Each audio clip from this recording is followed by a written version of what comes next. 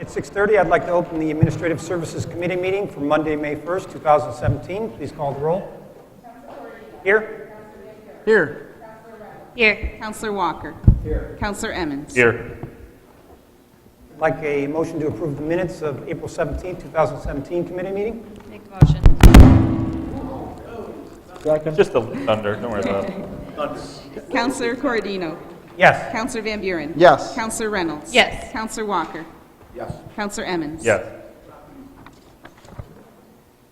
Under old business, is there any old business that anybody would like to bring up? Seeing none, moving on to new business under authorization. Item number 1, Carolyn Anderson, Animal Control Officer, requests permission to accept a donation from Old Anchor Tattoo at 171 West 1st Street, Oswego, and Alpha Delta Eta sorority at SUNY Oswego in the amount of $1,350. They organized a fundraiser called Pause for a Cause and wish to donate the proceeds to the Oswego Animal Shelter. Yes, this is actually something that was a complete surprise to us.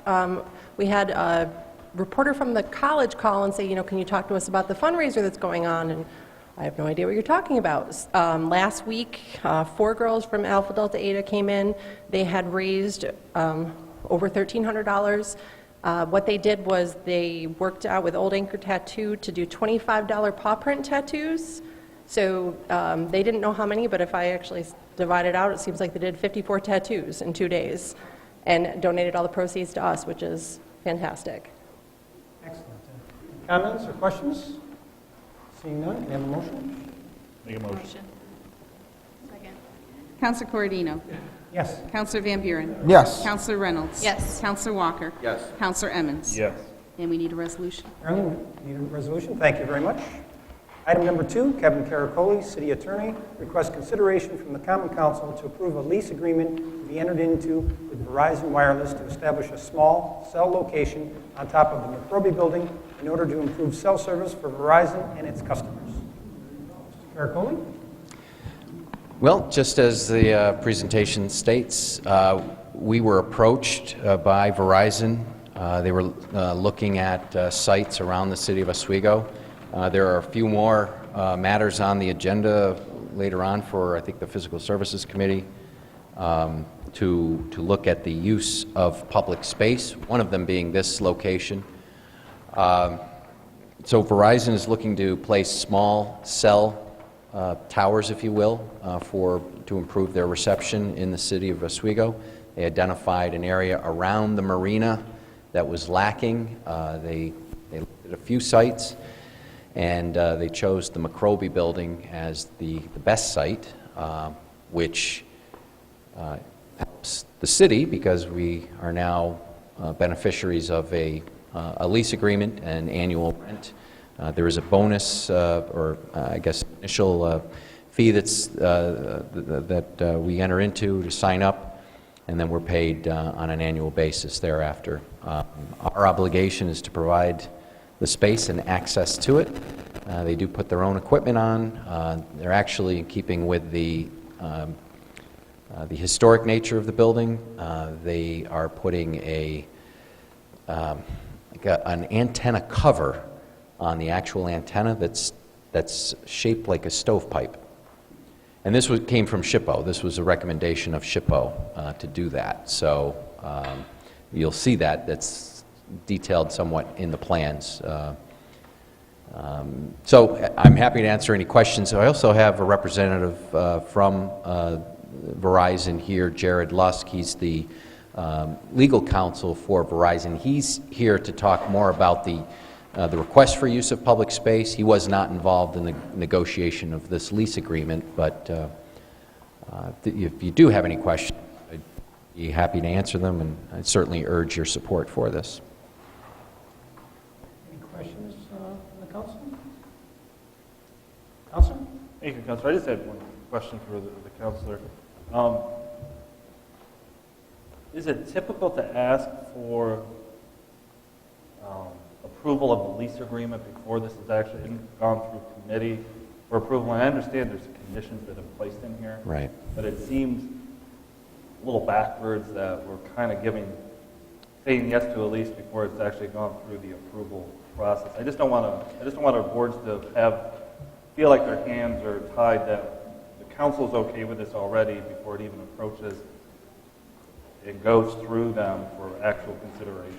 So there's probably two, maybe even three processes that have to be followed here.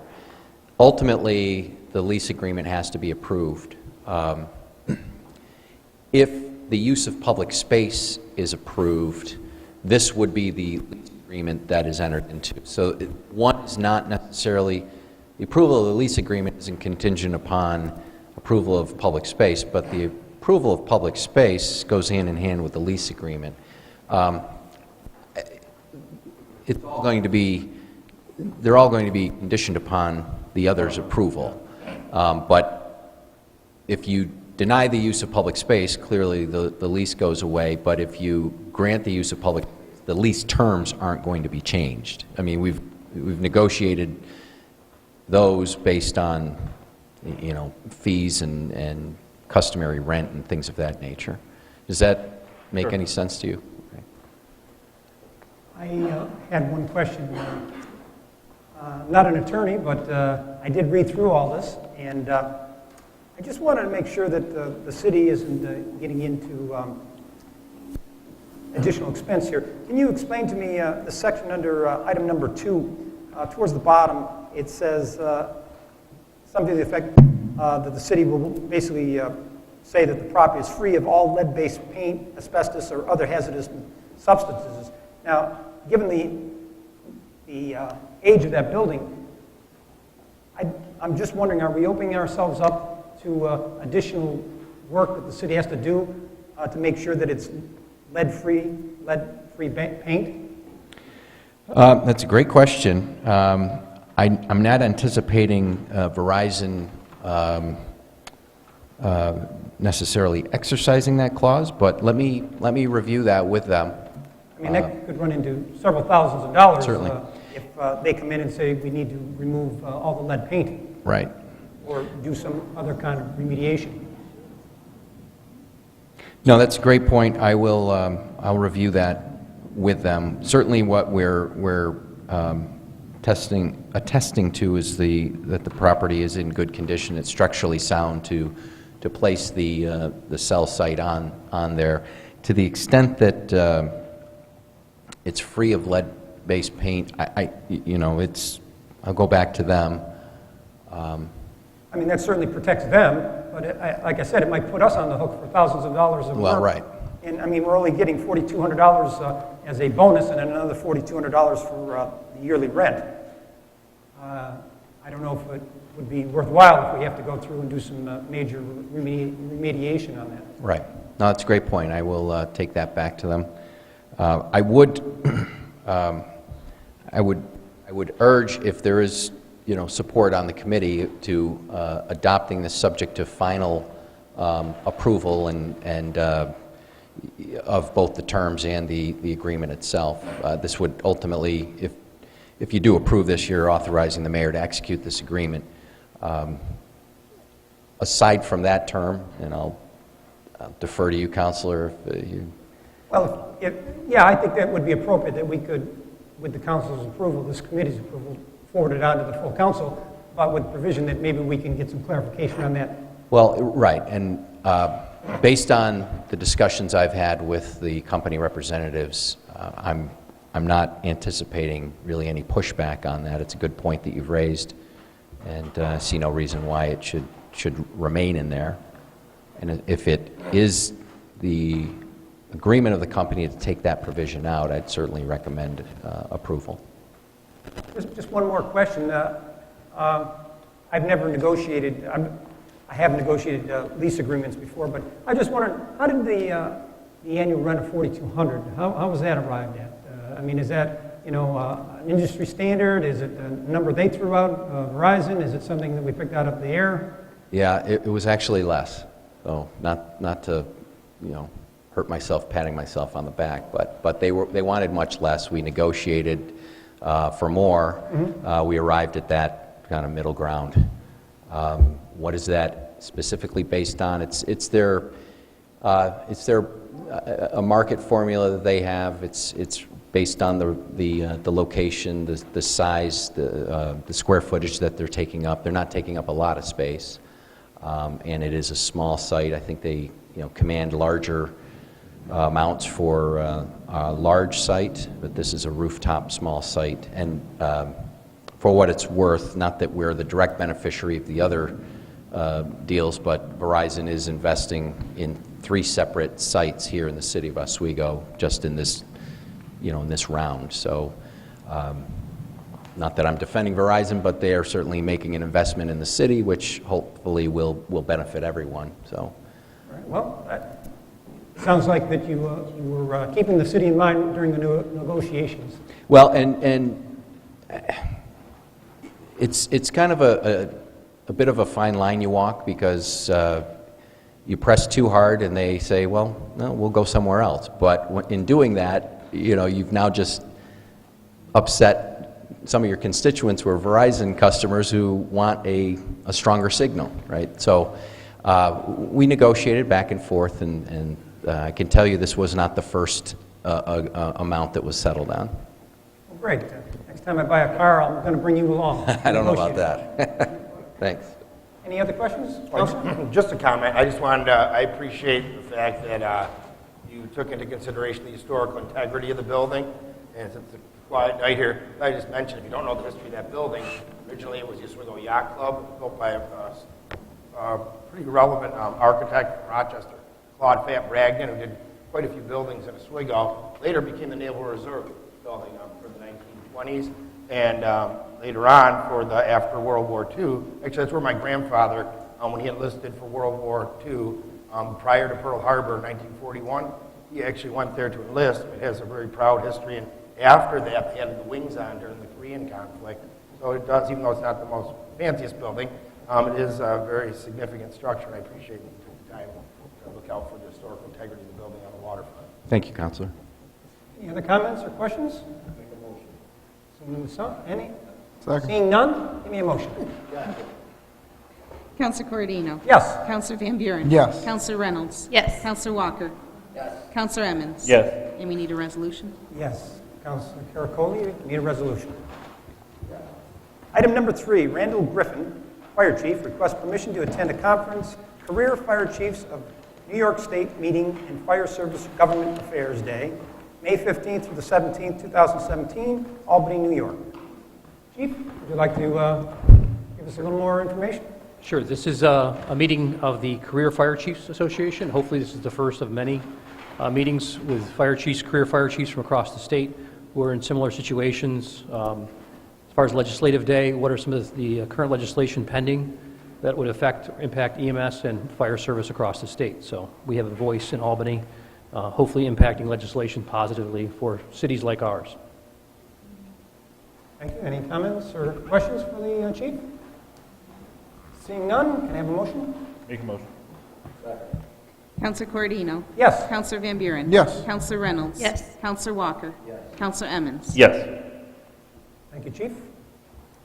Item 4, under discussion, Thomas Reynolds, Assistant City Attorney, at the request of Councilor Gozick, requested discussion regarding a proposed local law requiring personal flotation devices. Councilor Reynolds?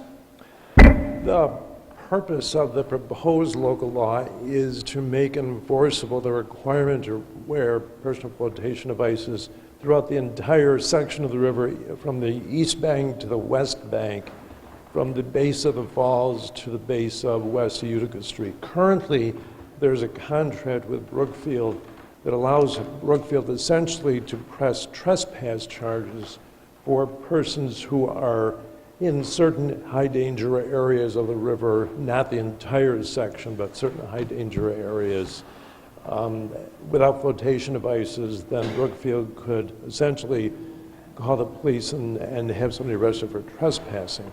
This, as Mr. Toymscher will discuss, is sort of a more all-encompassing requirement that anybody in that section should be wearing a flotation device, not just the high-risk areas, and not just when Brookfield might call to have somebody arrested for trespass, but rather if the police department was, observing, they could arrest someone, and then that person could be fined if they're in other sections from the dam, east and west from the dam down to the base of Utica Street without a life jacket, which would be crazy, but people do it. Any questions for the council? Well, I was just going Counselor to, if I Gozick? could jump in. Yeah, I just wanted to give a little background on all this. As a matter of fact, I was approached a few months back by a constituent of mine, Jim Toy. He's here tonight, and he's an expert fisherman. He's been involved in a lot of these meetings with Brookfield. He's very knowledgeable about this, and he's going to speak in a minute, but I just wanted to explain why I was supporting this and why we've taken the time to meet with Councilor Reynolds to try to bring this before you here tonight. It's taken a while. I know going back to the beginning of this, lately, if you haven't noticed, it seems like the fishing industry in Oswego or the tourists have been more and more coming back. When I grew up, it seemed like they were shoulder to shoulder. Over the last few years, some of the things I've learned, the numbers kind of fell off, and they've been picking up again.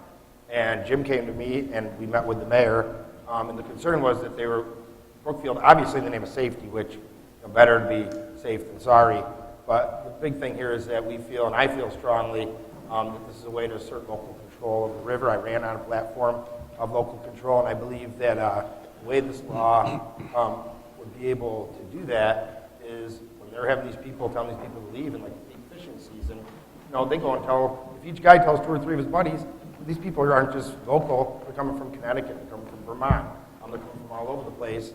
It's going to have a ripple effect, a very negative effect on the progress we've been making recently, bringing these people back. But in light of the accident that took place a few years ago, I fully understand their efforts and their focus on safety. I've met with Brookfield just last week with the mayor. And safety is of the utmost importance to them. They take it very seriously. But also, I believe when we look at what's going on in the river here, we need to weigh that in the balance. And I believe that this local law can do that. It's focused on promoting water safety and protecting the lives and health of people using the Oswego River. I don't think anyone would argue with that. But the real issue is, as they overstep their jurisdictional boundary in the name of safety, is it hurting our fishing industry here and bringing tourists into Oswego that like to fish? The last thing I wanted to make is I know Chief DeCare was in the loop, and initially he said, we better check on some of these things check on this because something like this has come up in the past. And we went through NICOM, we got advice from NICOM, and Tom could probably talk to that. And we also, last thing we did was we went through the DEC's legal counsel just to make sure, and as far as I know, the legal counsel office, the DEC said no. There was no New York State preemption of the city of Oswego to have a requirement to wear a PFD or a personal flotation device on the Oswego River. So if Tom wants to speak to that, I know Jim can explain the map a little better for you, and you can see where this is. But I just wanted to throw that in while I was sponsoring it, and if Councilor Reynolds or... Why don't we have Councilor Reynolds... I did, first of all, Thank you, speak Jim. with Wade Beltramo at New York Conference of Mayors to see if he was aware of any general state preemption from the city of Oswego regulating this sort of thing on the Oswego River. He was not aware of any. I then, fortunately, had the good sense, or the good luck, as the case may be, to run this by Chief DeCare, who raised the possibility that the DEC may have regulated it, or there has been some discussion, perhaps, that they might be interested in regulating it. So I contacted the legal counsel for the DEC to verify whether or not there was any preemption from the DEC for the city to regulate the flotation device. It was not. So I've not found any other agency that has, shall we say, higher authority than the city of Oswego to regulate the use of flotation devices. Thank you. Joyce, would you like to chime in here? First, let me start with, this started a long time ago, when we could count 40 guys throughout the entire season on the river. When I grew up in this city and left for other adventures in my life, they were shoulder to shoulder, shore to shore, in several different places. Over 1,000 people at any given time would be fishing in there in a week's time. We got down to that number because Brookfield had their blowhorns on the wall, and they had threats of arrests and other things. We got rid of all that. Brookfield came to the table, they negotiated with us, they got the guy off the wall, they silenced the sirens down to a plausible volume, they put shields on the lights to keep residents on the other side of the river, on the east side of the river, from flashing in their windows at night, because those lights are on continuously. They're either yellow or they're red. There's no in between. Over the last 3 years, we've seen a significant increase in the amount of fishermen that have come here to experience the fishing of big water. Now, everybody says the Salmon River is big water. It's not, okay? In classification, it's a mid-level stream, okay? This river is big water fishing. There's no room for error, there's no room for lapse in judgment, and there's definitely no room for risk. This river will take your life without a question. We've seen it, we've had it happen many times over my lifetime. What we've done now is that we gave Brookfield the jurisdiction. If you look at your maps, it's Area A and B. Area B is completely inaccessible to any fisherman that does not have a boat. Okay? You can't even go onto the shelf. There's a 26-foot drop-off that you can't see. It's 4 foot under the water. You take one step, you're 26 foot down. Okay? We've made that completely inaccessible to fishermen with the current agreement with Brookfield, as well as Area A. And Area A basically goes from midway across the dam to the side dam and the spillway and covers the most treacherous water, because that water comes up a lot faster on the side spillway than it does over the main dam, because they have barriers on the main dam so that that water moves around to the powerhouse. And then it goes down the tail race, which is Area B. The last agreement that I knew of and I had seen was in 2014. I don't know why, and I can't get Brookfield to return my phone calls. But I was omitted from the 2015 contract negotiation. It wasn't until I started this process with John and Mr. Reynolds that I found out why I was omitted from that process. They have, if you look at Area C1, Area C1 is now included in their contract. Okay? Should never have been put in their contract. They have restricted access to both ladders for river access. And that brings us to the main point. They turned away 53 fishermen this year that came from out of town, out of state, and as far as South Carolina to fish in this river, because their friends contact them and say, this is great fishing. Nowhere that I know of that you can come and catch 4 different species of trout and salmon in one spot. And we're talking about some of these guys, you know, they're catching 10, 12-inch trout back home in their trout stream. They come up here and catch a 10, 12-pound trout, and they don't know how to act, okay? I've seen grown men cry over the fish that they catch. It's true. What they've done is they turned those 53 people away, and they told them that because they have the right to keep them from accessing the river, and I quote from the river steward that was on the radio with a Brookfield individual, I do not know which one, they were instructed to tell anybody that wanted to get down the ladder and go into the river would be arrested for trespass, because we own 25 feet off the river, or off the ladder. Now, according to the agreement that was signed last year, or in 2015, that's absolutely accurate. What they can't answer is how it got put in there. The previous administration refuses to comment on it, because I've contacted him about it, and they basically sold us out. Everything that we worked for 4 years with a stroke of a pen was gone, because now we don't have access to the river. So we've kind of preemptively taken this to the next level, that there really is no way to sue somebody if you're breaking the law. So if you got to wear a personal flotation device because it's the law and you drowned, who are you going to sue? And that's the premise of this whole thing from Brookfield. They're a multi-billion-dollar company, and all they care about is their shareholders. They don't care about the little town of Oswego, New York. We want our river back, and that's really what this is the beginning of, is taking our river back. It's our economy that's been beat up for the last decade.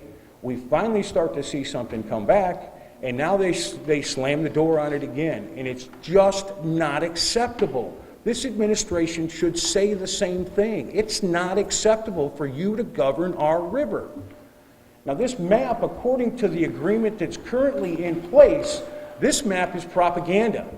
They've divided this river in half, and they don't have the jurisdiction to do that. But this is the map that is down there for every fisherman to see. Now, it doesn't have all of the literature that goes along with this map about the lights flashing and when you have to get out and how you get out and all that stuff. It's all on there. But area C2, they do not have. 90% of C1, they do not have listed in their agreement according to the map that I saw of the contract. So we've put literature out there, Brookfield has put literature out there that is false to the fishermen.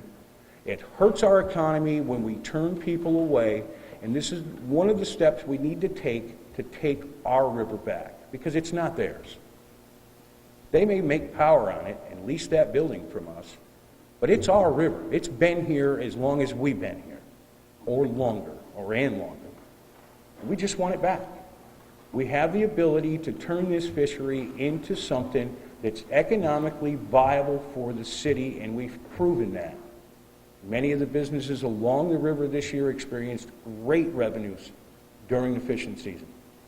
For the first time in 10 years, they were completely lined across the falls this fall. 261 fishermen in one day.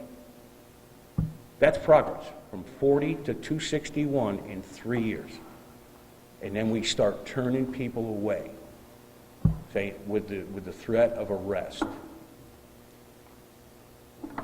So I hope you guys can get behind this.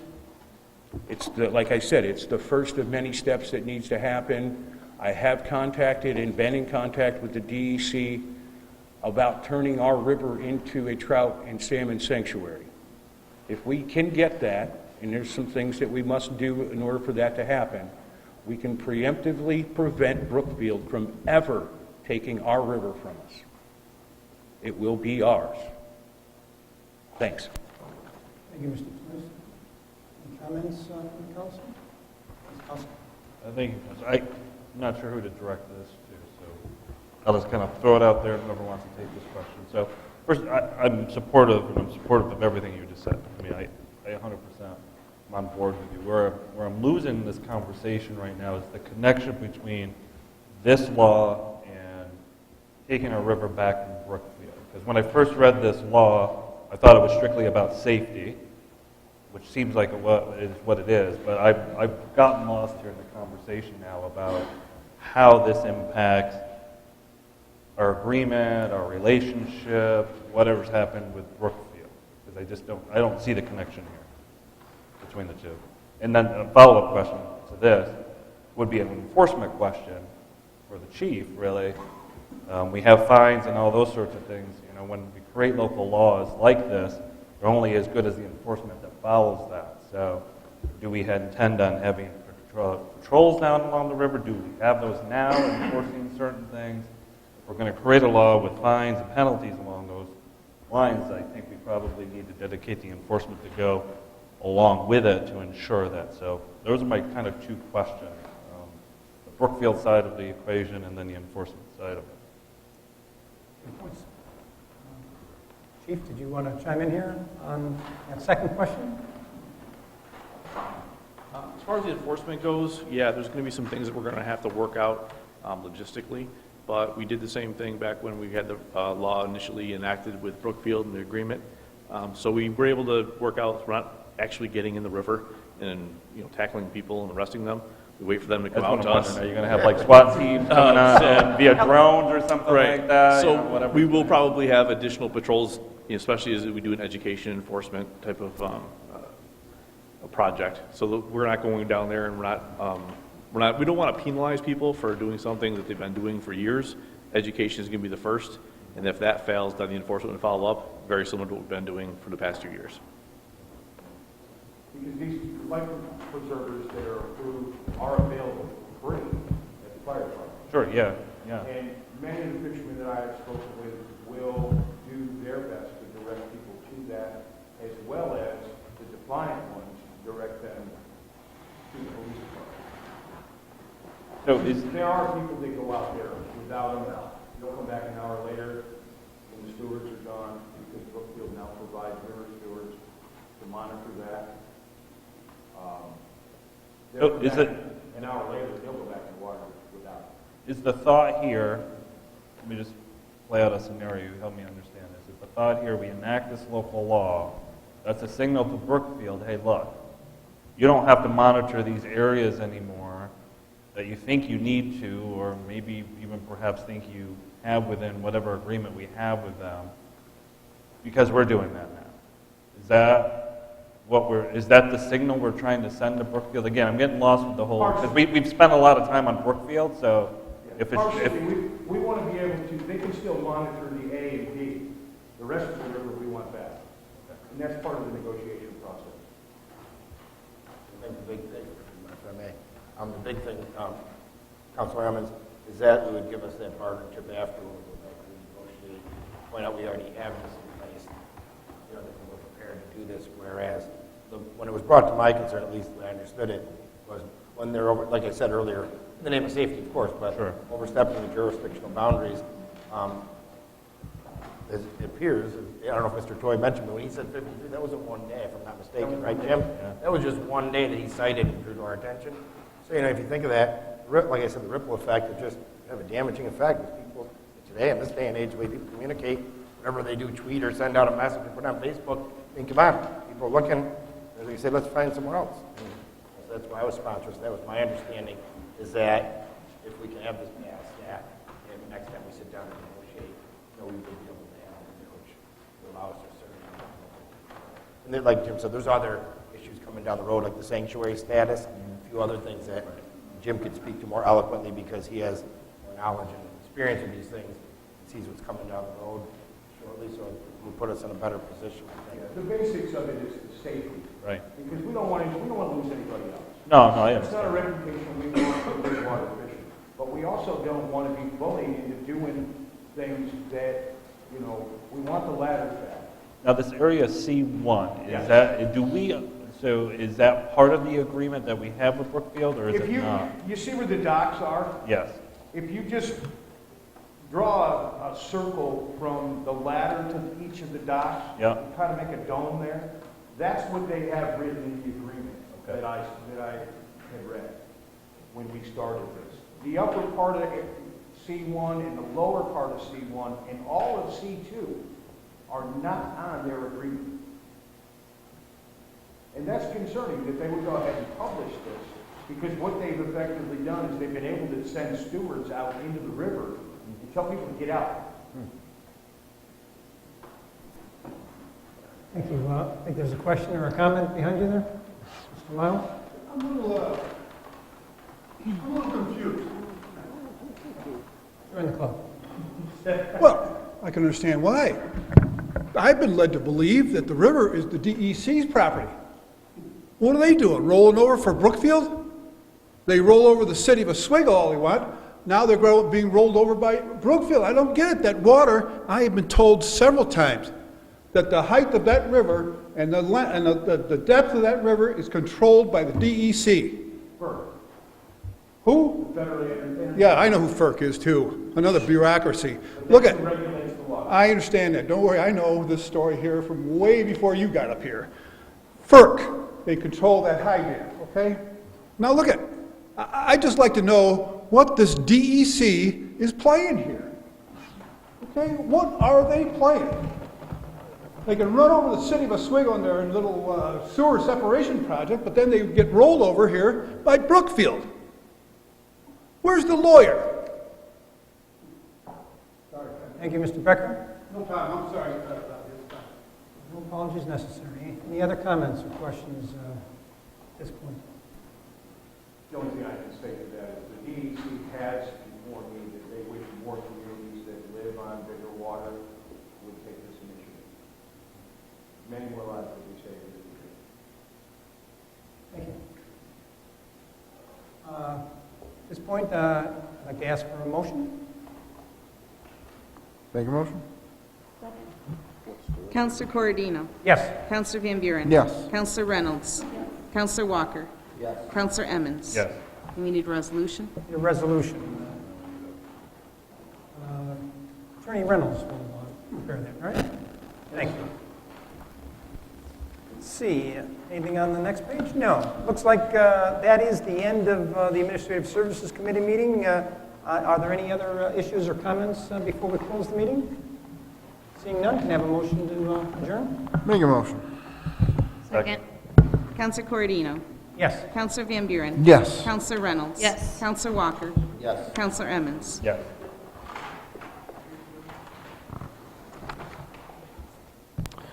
This time I'd like to call the Physical Services Committee meeting to order. Could you please call the roll? Counselor Van Buren. Here. Counselor Emmons. Yes. Counselor McLaughlin. Here. Counselor Gozick. I'm taking a motion to approve the minutes of the April 17th, 2017 committee meeting. Make a motion. Second. Counselor Van Buren. Yes. Counselor Emmons. Yes. Counselor McLaughlin. Yes. Counselor Gozick. Yes. Is there any old business to come before this committee? Seeing none, moving on to new business. Item number 1, Thomas Kells, DPW Commissioner, received a request from Heather Plyler of Soul Hooping, who currently offers classes every Tuesday evenings from 6 to 7 p.m. at the Roy C. McCroby Building. Ms. Plyler would like to be granted permission to use outdoor space near the McCroby Building during warmer months from May to October, weather permitting. There's an attachment. Is there anyone here to speak to that event? No. I don't think they've had any issues for the time that they've been doing this in the McCrory Building. Does anyone have any questions or comments? Seeing none, I'll take a motion. Oh, sorry, go ahead. What is this, like a hoop class or something? I was trying to figure out what it was. Yeah, Soul hooping? Okay, I was just, it's I've like heard of it. a spiritual sort of thing. Exercise? It's like I think like a yoga style meditation kind of deal with hula hoops. I've never been able to do it, so I don't really care that much. I'm disqualified from participating. Yeah. So no questions or comments. I'll take a motion. I'll make a motion. Second. Counselor Van Buren. Yes. Counselor Emmons. Yes. Counselor McLaughlin. Yes. Counselor Gozick. Yes. Moving on to item number 2, Thomas Kells, DPW Commissioner, received a request from Kristen Slimmer, Youth Activities Coordinator for the Oswego City County Youth Bureau, to expand the Little Free Libraries program she currently runs for the city by working with AmeriCorps and the Oswego Library Group to build an additional library. The library will be installed in Shapiro Park, and there's an attachment. Is there anyone here to speak to that?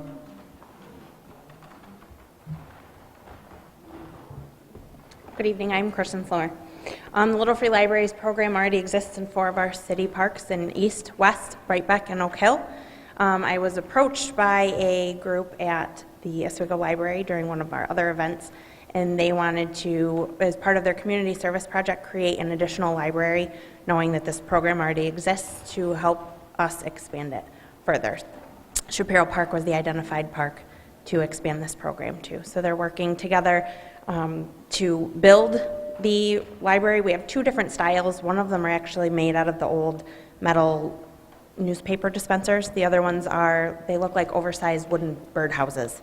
But they're weatherized, they're shingled on the top so that they can be out all winter and sustain. So they wanted to create that style, which is what they're going to be working on now through mid-July. And they were going to make that part of their summer reading program and have the kids decorate it. They were going to paint it up and have it done mid-July to be installed after that point. Great, thank you. Are there any questions or comments? Seeing none? Counselor Van Buren. Yes. Counselor Emmons. Yes. Counselor McLaughlin. Yes. Counselor Gozick. Yes. Moving on to item number 3, Thomas Kells, DPW Commissioner, received a request from William Carhart on behalf of the Oswego County Federal Credit Union for the use of West Park during the summer of 2017 in order to host movies in the park. They want West Park this year? Mine says west.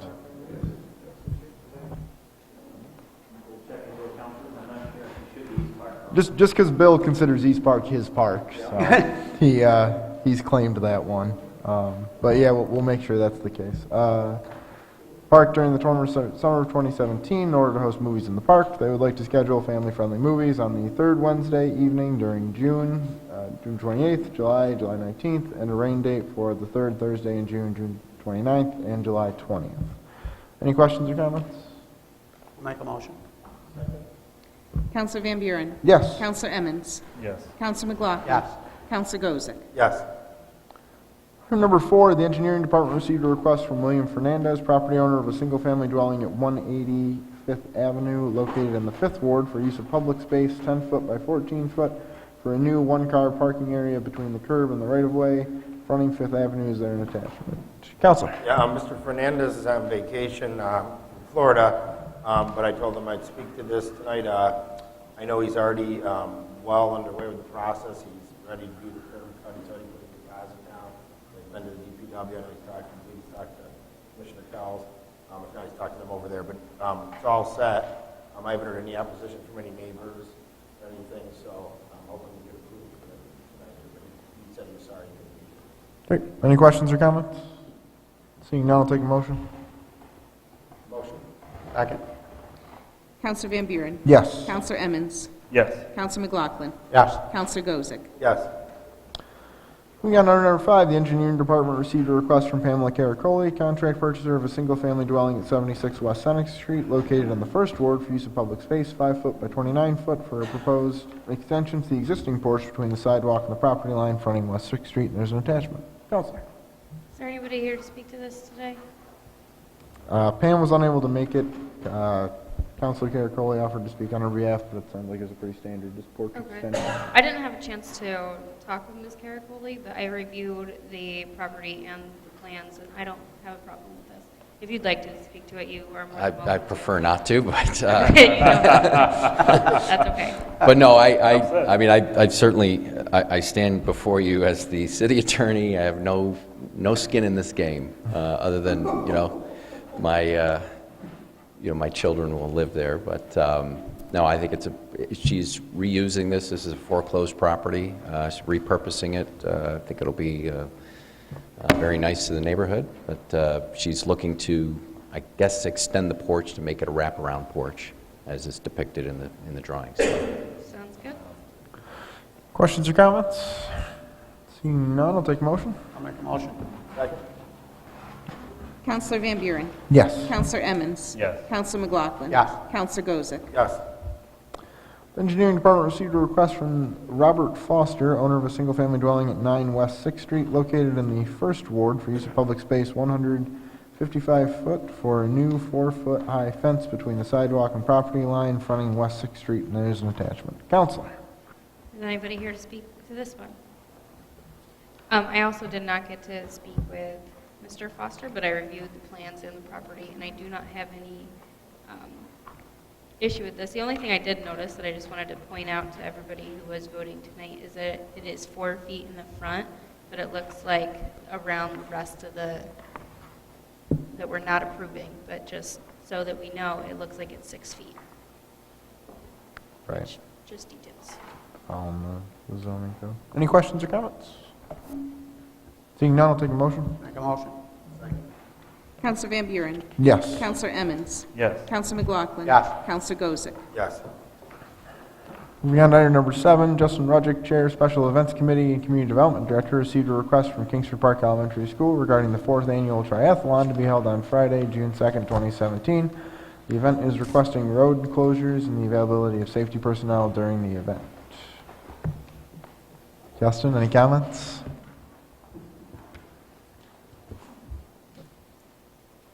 This is a request very similar to the one that the council approved for the 31st annual triathlon for Layton Elementary School. So the Kingsford Park is doing exactly the same thing.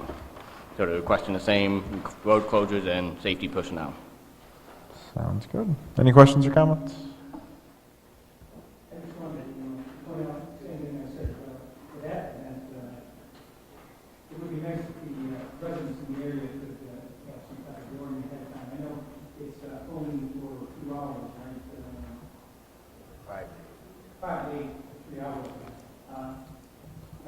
one at Layton School, I heard from several people, even though it's not on our board, that they didn't get proper notification on the road closure. So this event, as well as item number 8 that you're going to be speaking about, I think it's just common sense and courtesy to try to get that information out to the roads and close properly. And that's what I'm just. The event for Layton Elementary School hasn't occurred yet, so, I mean, part of the agreement was they were going to notify the businesses and residences that were going to be impacted as part of that. So, I mean, it would be the same thing for this one, too. That's all I'm asking. Thank you.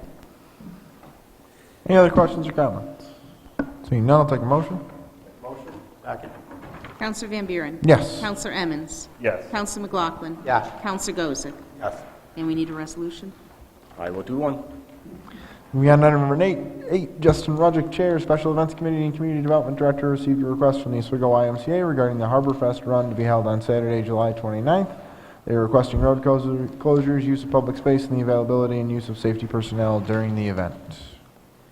Again, it's pretty straightforward. They're requesting road closures on primarily West 1st Street. We request a public space at Civic Plaza. I mean, this is a repeat event that has happened previously, so they're asking to do it again. I mean, it was successful previously, so I mean, it's pretty straightforward. Questions or comments? Counselor Van Buren. Yes. Counselor Emmons. Yes. Counselor McLaughlin. Yes. Counselor Gozick. Yes. And we need a resolution. Justin's got it. Is there any other business to come before this committee? Seeing none, I'll take a motion to adjourn. Make a motion. Second. Counselor Van Buren. Yes. Counselor Emmons. Yes. Counselor McLaughlin. Yes. Counselor Gozick. Yes. At this time, I'd like to call the Planning and Development Committee meeting to order. Please call the roll. Counselor Walker. Here. I'm sorry, it should have been Counselor Emmons, correct? Counselor Emmons. Here. Counselor Gozick. Here. Counselor Corradino. Here. Take a motion to approve the minutes from the March 20th, 2017 committee meeting. Counselor Emmons. Yes. Counselor Gozick. Yes. Counselor Corradino. Yes. Item number 1 under old business. Is there any old business to come before this committee? Seeing none, under new business, item number 1, the engineer's office received an application from Verizon Wireless to construct and operate a, quote, microcell, unquote, wireless telecommunications facility on the roof of an existing building located at 41 Lake Street. Common Council is requesting that the said application be referred to the Planning Board for an advisory opinion. Upon an advisory of the application, will return to the Planning and Development Committee for further consideration. Application will be available in the mayor's office for review. So the application was to go to the zoning board first, but we're asking for it to go to planning before that. Is that correct, Bill? Well, yeah, it's part of the process under our telecommunications local law. The process was set up that any request for use of the public space comes before the council first. It's then referred to the planning board for an advisory opinion, assuming they give you an opinion. If it's favorable, great. If it's not, you still have the independent authority to then receive the application back and make a yes or no vote on the application itself. But that's the process. And based on our rules, it goes before the committee first, then it goes to the full council for approval, then it goes to the planning board, and then it comes back to you all. So it's a couple meeting process. Seems a little redundant, but that's the way that the law was set up. And I do want to reintroduce Jared Lusk. He's the counsel for Verizon Wireless and is able to speak to the merits of the application and what they're seeking to do. Good evening, members of the Common Council. My name is Jared Lusk with the law firm of Nixon Peabody, representing Verizon Wireless. With me is Tim Richmond, Verizon Wireless real estate consultant for the 3 projects in Oswego, only 2 of which I believe are before you tonight. The first is this Oswego, and I'll sort of deal with both of them at the same time for purposes of, because they're both the same. Verizon Wireless is currently proposing to install that microcell antenna. It's about 24 inches tall, and it's a cylinder, 7 inches in diameter. It would be installed on the roof of the city's building on Lake Street. Again, the purpose of the project is to relieve capacity on Verizon Wireless Oswego downtown facility located at 111 East 11th Street. You say that's 4 times fast. If you read Exhibit E to the application, Verizon Wireless has its macro facilities, and if you recall, we were in here about a year ago finishing up the approvals for the facility on the roof of the former nursing home on Ellen Street. That is a macro facility. Remember, there are 12 antennas. And if you review Exhibit E to the application, what it says is Verizon has its macro network that's operated by all those towers and co-located antennas. In an effort to provide yet further capacity for its network and users, Verizon Wireless also has developed a microcell frequency and system that operates sort of underneath the umbrella of the macro at a few key hotspots. And based on the design of the microcells in these 3 applications, one of them is down by the marina, so a lot of use in that area. So this antenna on this building will grab all the traffic in that area, roughly about 500 feet in each direction, and it will be handled by the antenna on this roof, and it will therefore not be traveling to the Oswego downtown facility to be transferred. It will be handled by that antenna, thereby creating capacity on the Oswego downtown facility. The next facility is the Walmart store on Route 104. It's not uncommon when we're doing these to put them on Wegmans stores, Walmart stores, Sam's stores, because when we all go to the store, it's invariable that you're going to back up, be on the phone checking out prices or calling home to make sure you didn't miss something.